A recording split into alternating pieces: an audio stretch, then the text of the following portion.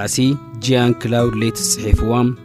ማቲያስ ኃይለ ማርያም ንመንበብ ትብዝጥዕ መንገዲ ናብ ትግርኛ ዝተርጎማ መጽሐፍ አርሰን ቬንገር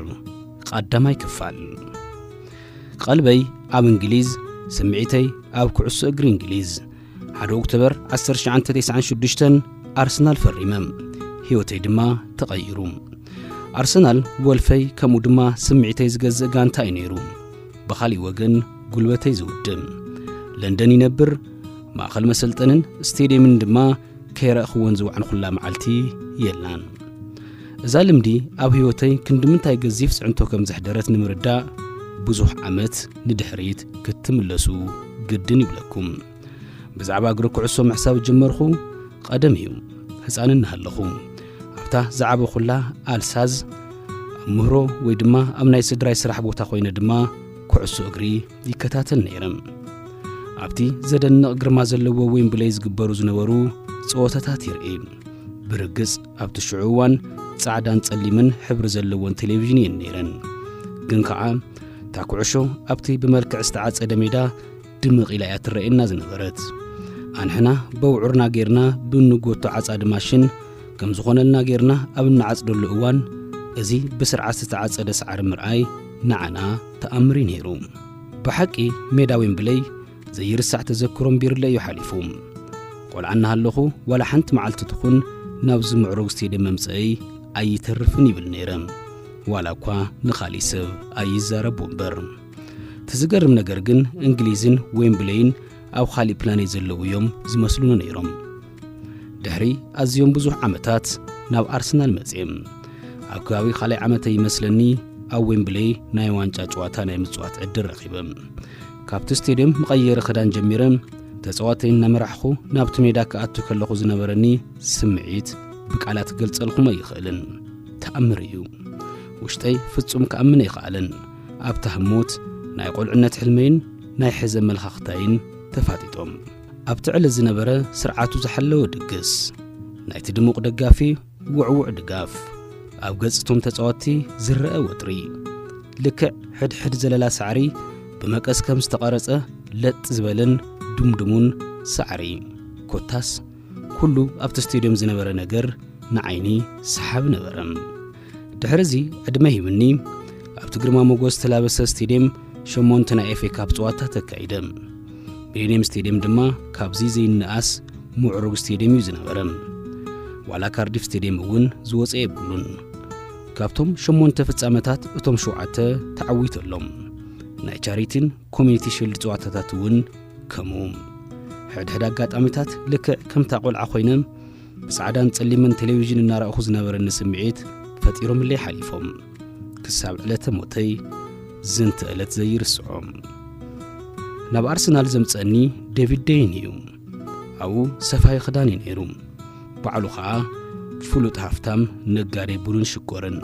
ኣብ 1989 ንፈለማ እዋን ምስኡ ክራኸብ ከለኹ ናይታ ዝፈትዋ ጋንትኡ ምክትል ፕሬዝደንትን ፍርቂ በዓል ዋና ታጋንታን ነይሩ ብተወሳኺ ድማ ናይ ፌዴሬሽን ኩዕሶ እግሪ እንግሊዝ ምክትል ፕሬዝደንት ካብቶም ፕሪሚየር ሊግ ዝመስረቱ 5 ግለሰባት ሓደ እውን እዩ قدمي مستامس ديفيد استراخب كل معلتي حدا سمون قدم إلو ليج فرنساي بمخنيات بعد لدت أو عرفت سلزنبرة ناب ترك جيشة ناي غالاتا سراي صواتا رخو غالاتا سراي مستاز سلطنا زنورخو موناكو صواتا سلزنبرة تصواتا مرأي أقداسي نيرو ناب كونيا خيدة تصواتا ريوم أب 31 ديسمبر دما ناب نيس كام ملاس أبتا كتما حديرة بصبحيتو تدرارابي ጸዋታታት ፌስቲ ፔሬድ እንግሊዝ ንምርኣይ ወሰንኹ ወኪል ግሌን ሆድል ኮይኑ ዝሰርሕ ዝነበረ ግለሰብ ደው ኢለ ድማ ናይ ዝመረጹ ሓደ ጸዋታ ትኬት ክቆርጸለይ ነገርኽዎም በአጋጣሚ ናይ አርሰናል ጸዋታ መሪጽለይ በጽባሒቱ ድማ ሓዱሽ ዓመት ምድሪ ናብ ለንደን ኸድኹ ኣብዛ መዓልቲ ድማ ንፈለማ እዋን ሃይብሪር እዮም አርሰናል ምስ ኖርዊች ዝገብሮ ጸዋታ ተዓዲመም እታ ምሸት ሳንት ዝክር ዝተቆጸሩ ጎላት ወይ ድማ ትጽዋታ ይኾነን ትዝብለኒ ምስ ዴን ዝተፋለጥ ኩላ ኣጋጣሚ እምበር አርሰናል ንፕሮቶኮል ጭንቕ ጋንታ አይነሩ አንስቲ ቶም አመራርሓን ካልኦት ጋዮሽን ካብቲ ዳይሬክተራት ጋንታ ኮፍ ዝብልሉ ትሪቡን ዝተፈለየ መቕመጥ እዩ ነይርዎም ናይ መጀመርያ 45 ደቂቃ ምስ ተዛዘመ ኣብ እዋን ዕረፍቲ ድማ ምስ ዓርካ ንበዓልቲ ቤት ዴቪድ ብሓደ ኣጋጣሚ ጎፍ ንጎፍ ተራኺብና ንእሽተይ ድማ ውጊዕና ኣብቲ እዋን ወርፊ ሽጋራ ነይርኒ ላይተር ሂባትኒ ድሕሪኡ ድማ ተፋሊጥና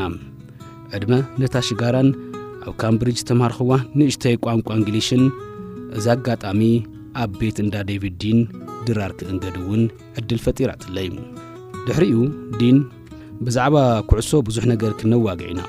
ኢሉ ንክጻወት ደፋፍአኒ ኣብታ ምሸት ድማ ብዙሕ ነገር እናልዕልና ወኻዓኻ እናበልና ምሲና ድሕሪ እዛ ሃሞዚኣ ናተይን ናይ ዲንን ዕርክነት ሃይሉ ጀሚሩ ኣይተቋረፀን ድማ ዴቪድ ኣብ ከባቢ ደቡብ ምብራቕ ፈረንሳይ ትንቀሳቐስ ጀልባ ነይራቶም ሽማ ድማ ቴክ ኢት ኢዚ ትበሃል ነይራ ድሓር ግን እናተበላሸወት ወፃኣታት ምሰው ዝሕትሉ ቴክ ኢት ፕሊስ ኢለ ሽማ ክቕይራ እናበለ የስሕቐኒ ነይሩ ድሕሪኡ ሞናኮ ናብ ትርከበሉ ከባቢ ኮት ዲኣዙር ክመጽእ ከሎ ሓቢርና ግዜ ንሕልፍ ነይርና ስለ ኩዕሶ እግሪ ሓዊሱ ብርክዝ ዝበሉ ጉዳያት እናልዕልና ብጥልቀት ንዝቲ ነይርና ኣብተን ዝመጸለን እዋናት ድማ ኣብ ዳግማዊ ሉዊ ስቴድየም ጸወታ ከይርአ ኣይምለስን ነይሩ ዲን ታዘሰልጥና ሞናኮ ካብ ኣርሰናል ዝፍለጥ ጸወታ ከም እትኽእል ኣስተባህለ እዚ ጸወታ ናብ እንግሊዝ ክመጽእ ኣለዎ ኢሉ ድማ ኣመነ ክንራኸብ ከለና ንሰዓታት ዝኸውን ብዛዕባ ጸወታና ስለ ኣብቲ ስፖርት ዝረአ ዝነበረ ለውጥን ሞያዊ ፈተናታትን ብጥልቀት ነውግዕ ነይርና ኣብ መጀመርያ 1995 ምስታ 7 ዓመታት ዝጸናሕ ኩላ ሞናኮ ተፈላለየ ኣርሰናል ድማ ምስቲ ብጽቡቕ መንገዲ ታጋንታ ዘመሓየሻ ጆርጅ ግርሃም ንጹር ብዘይኾነ መንገዲ ተፈላለያ ካብኡ ዴቪድ ካብ 1982 ጀሚሩ ናይ ኣርሰናል ሊቀመንበር ኮይኑ ምስ ዝሰርሕ ፒተር ሄልውድ ኣፋሊጥኒ